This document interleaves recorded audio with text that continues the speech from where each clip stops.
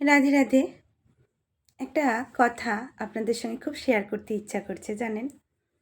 আমরা দামোদর মাসে যখন মায়াপুরে গিয়েছিলাম, তা যশোদা মা আর রাধা দামোদরের জন্য সামান্য কিছু সেবার জিনিস আমরা নিয়ে গিয়েছিলাম। তা আমরা যখন নিয়ে গেলাম, মন্দিরের ভিতরে প্রবেশ করলাম, তখন যেনারা শৃঙ্গার করেন, যে মাতাজিরা, তা ওনারা ছিলেন অ্যাংলো।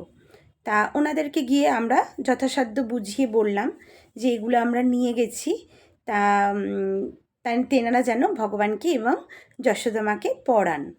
তা ওনারা বললেন যে আজকে বিভিন্ন দিন বিভিন্ন কালার পরানোর নিয়ম আছে, আপনারা নিশ্চয়ই জানেন মায়াপুরে।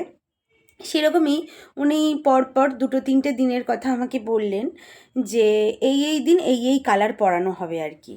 তা আমি যে কালার শাড়ি বা ধুতি নিয়ে গিয়েছিলাম রাধা মাধবের জন্য, বা জুয়েলারি নিয়ে গেছিলাম, সেগুলো হয়তো পরানো হবে না।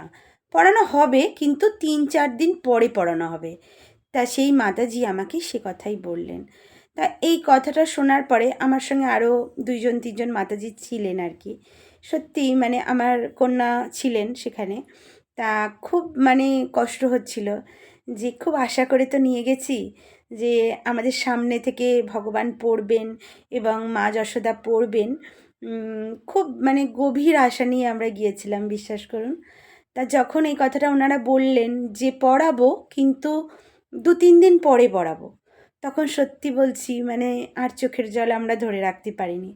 মেয়ে খুব দাঁড়িয়ে দাঁড়িয়ে কান্না করছিল, আর মা যশোদাকে বারবার বলছিল, ও মা যশোদা, পড়ো না গো আমাদের দেয়া শাড়িটা।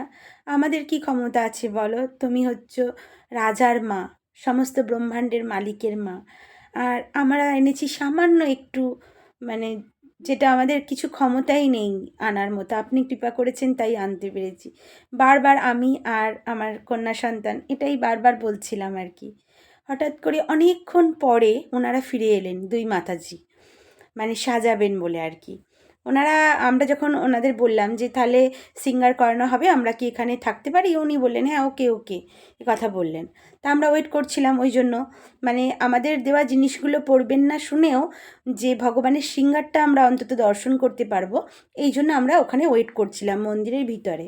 সেই ভিডিও আপনারা দর্শন করতে পারবেন, আমার চ্যানেলে আছে। তা প্রায় ধরুন না 0.5 ঘন্টার উপরে, 1.25 ঘন্টার কাছাকাছি পরে ওনারা ফিরে এলেন। আর দেখলাম, বিশ্বাস করবেন না আপনারা, যে কি একটা ফিলিংস আলাদা, এটা কাউকে বুঝিয়ে আমি বলতে পারবো না। কিছুক্ষণ পরে যখন ওনারা ফিরে এলেন, সমস্ত ট্রে ভর্তি করে আমাদেরই নিয়ে যাওয়া ওই সামান্যতম জিনিসগুলো, মানে এমন, আমিও প্রথমে দর্শন করিনি, আমি তো জানি পড়াবেই না আমরা যেগুলো নিয়ে গেছি। উনি তো বলেই গেছেন আজকে ডার্ক, কালকে ইয়েলো, পরের দিনকে অরেঞ্জ, এরকম উনি বলেই গেছেন আমাকে। তা সেই জন্য আমি আর অত করছি না, খেয়াল রাখিনি যে উনি কী আনলেন।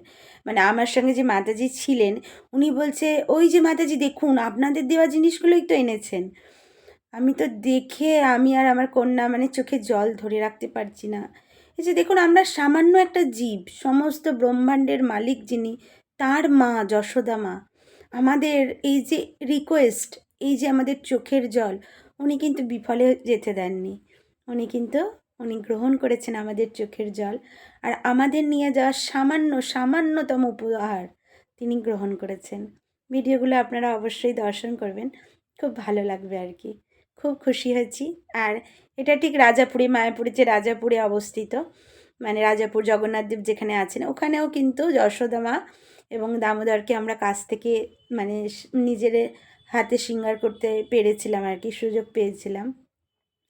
সত্যি সাধুগুরু বৈষ্ণবের কৃপায় আমাদের জীবন সত্যি ধন্য। আপনারা কৃপা করবেন আমি যেন এভাবেই কৃষ্ণ ভক্তি করতে পারি। হরি বল, রাধে রাধে।